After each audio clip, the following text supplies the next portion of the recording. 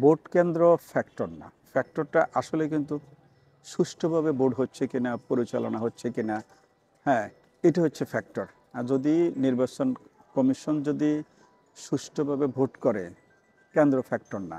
এখন কেন্দ্র একটা হবে নাকি হলে হলে হবে নাকি একাধিক হবে, সেটা প্রশাসন ঠিক করে দেবে, এটা নির্বাচন কমিশনের কাজ না। কমিশন গঠনের কাজ হচ্ছে আমাদের ডকুমেন্টসগুলো বুঝে পাওয়ার চেষ্টা করতেছি, প্রত্যেকটা স্টেপে আমাদের করণীয় কি কি সেগুলো আমরা বোঝার চেষ্টা করতেছি। আমরা আশা করতেছি আমরা পরবর্তী মিটিংয়ে, আমরা ফর্মাল যে মিটিংটা করব, সেখানে আমাদের প্রত্যেকটা স্টেপ কি হবে সেটা আপনাদেরকে জানাতে পারবো না। এই এই এই মুহূর্তে আমরা টাইমটা এক্স্যাক্টলি বলতে পারবো না, কারণ এটা কমিটি বসে সিদ্ধান্ত নেবে। আমরা যারা এখানে আসছি, দল মত নির্বিশেষে ঢাকা বিশ্ববিদ্যালয়ের শিক্ষক, আমরা ঢাকা বিশ্ববিদ্যালয়ের প্রফেসর, ঢাকা বিশ্ববিদ্যালয়ের নেম ফেম রক্ষা করা আমাদের দায়িত্ব।